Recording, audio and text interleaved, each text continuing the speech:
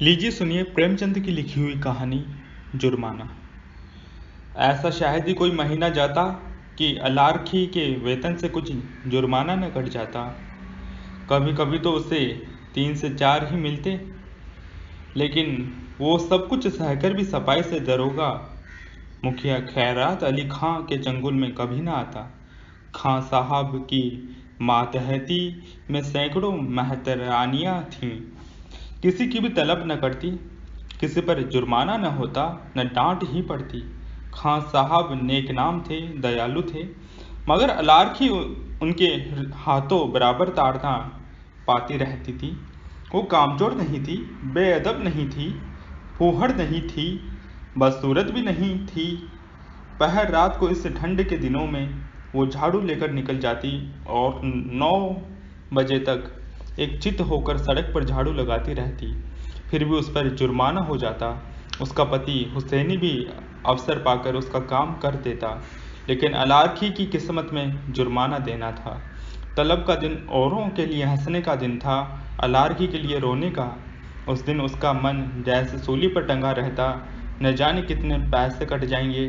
वो परीक्षा वाले छात्रों की तरह बार बार जुर्माना की रकम का तखमीना करती।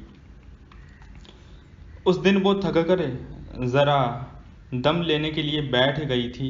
उसी वक्त दारोगा जी अपने इक्के पर आ रहे थे। वो कितना कहती रही, हजूर अली, मैं फिर काम करूंगी, लेकिन उन्होंने एक न सुनी थी। अपनी किताब में उसका नाम नोट कर लिया था। उसके कई दिन बाद फिर ऐसा ही हुआ। वो हलवाई के से एक पैसे के सेवड़े लेकर खा रही थी। उसी वक्त दारोगा न जाने किधर से निकल पड़ा था और फिर उसका नाम लिख दिया गया था। न जाने कहाँ छिपा रहता है। जरा भी सुस्ताने लगे कि भूत की तरह आकर खड़ा हो जाता है। नाम तो उसने 2 ही दिन लिखा था, पर जुर्माना कितना करता है अल्लाह जाने। 8 आने से बढ़कर 1 रुपया न हो जाने। वो सिर झुकाए वेतन लेने आती और तखमीने से कुछ ज़्यादा ही कटा हुआ पाती। कांपते हुए हाथों से रुपए लेकर आंखों में आंसू भर लौट जाती। किससे से फरियाद करे, दारोगा के सामने किसकी चलेगी और कौन उसकी सुनेगा। आज फिर वही तलब का दिन था।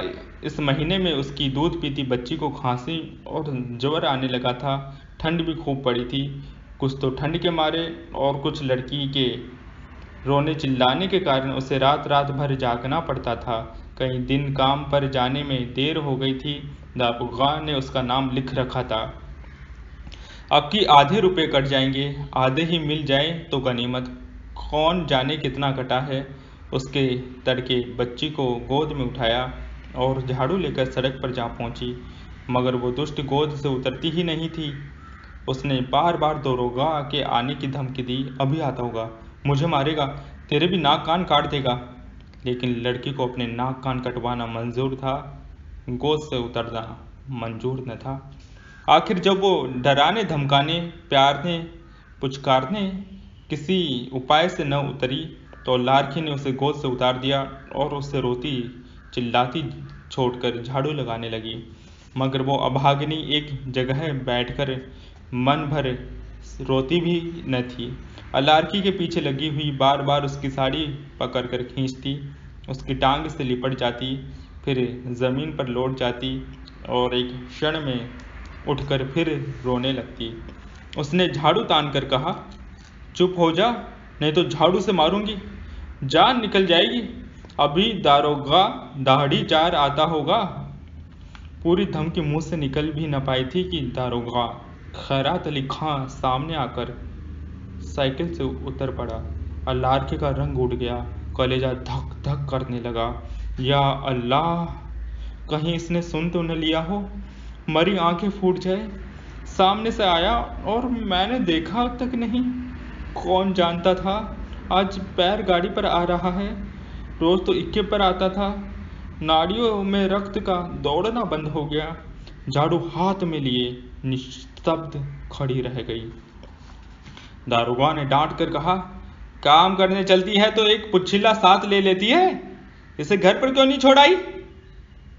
अल्लाह ने कातर स्वर में कहा, इसका जी अच्छा नहीं है हुजूर, घर पर किसके पास छोड़ आती। क्या हुआ इसको? बुखार आता है हुजूर। और तू इसे यूं छोड़कर रुला रही है? मरेगी कि जिएगी? गोद में लिए लिए काम कैसे करूं हुजूर? छुट्टी क्यों नहीं ले लेती?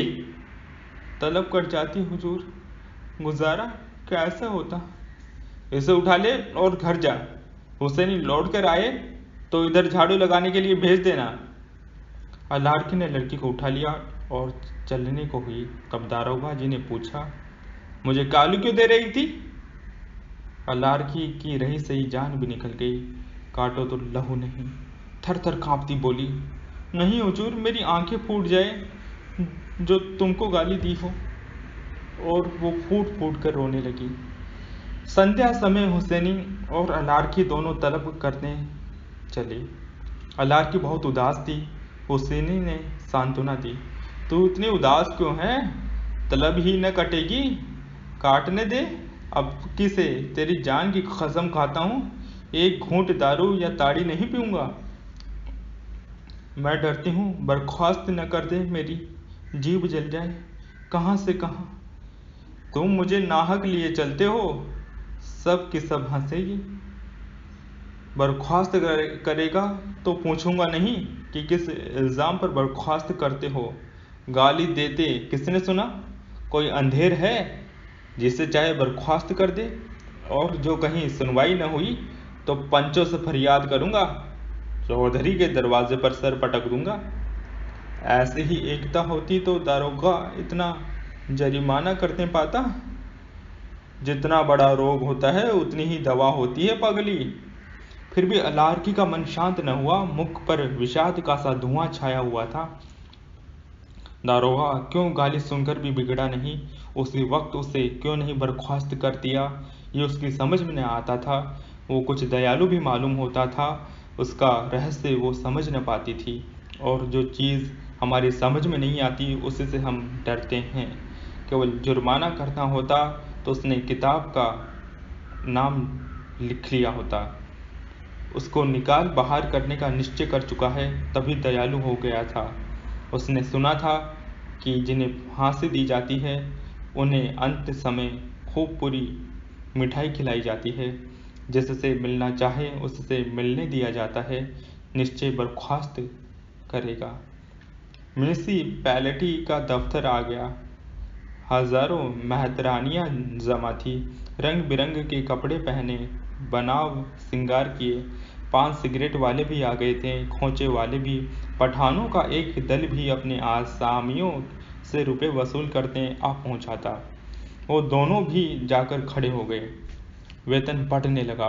पहले मेहतरानियों का नंबर था। जिसका नाम पुकारा जाता वो लपक कर जाती और अपने रुपए लेकर दारोगा जी को मुफ्त की दुआएं देती हुई चली जाती।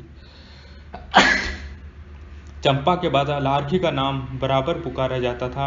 आज अलारकी का नाम उड़ गया था। चंपा के बाद जोहरन का नाम पुकारा गया, जो अलारकी के नीचे था। अलारकी ने हताश आंखों से हुसैनी को देखा। मेहतरानियां उसे देख देख कर कानाफूसी करने लगी। उसके जी में आया घर चली जाए। यह उपहास नहीं सहा जाता।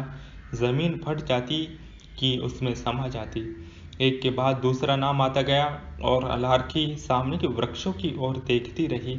उसे अब इसकी परवाह न थी कि नाम किसका आता है, कौन जाता है, कौन उसकी ओर ताकता है, कौन उस पर हंसता है। सहसा अपना नाम सुनकर वो चौंक पड़ी। धीरे से उठी और नवेली बहू की भांति पग उठाती हुई चली। खजांची ने पूरे 3 रुपए उसके हाथ पर रख दिए। उससे आश्चर्य हुआ। खजांची ने भूल तो नहीं की? इन 3 वर्षों में पूरा वेतन तो कभी मिला नहीं, और अब की तो आधा ही मिले तो बहुत है। वो इस सेकंड वहाँ खड़ी रही कि शायद खजांची उसे रुपया वापस मांग ले। जब खजांची ने पूछा, अब क्यों खड़ी है, जाती क्यों नहीं? तब धीरे धीरे से वो बोली, ये तो पूरे रुपए हैं। खजांची ने चकित होकर उसकी तरफ देखा। तो और क्या चाहती है, कम मिले? कुछ जरिमाना नहीं है साहब? नहीं, अब की कुछ जरिमाना नहीं। अल्लार की चली, पर उसका मन प्रसन्न न था। वो पछता रही थी कि दारोगा जी को गाली क्यों दी।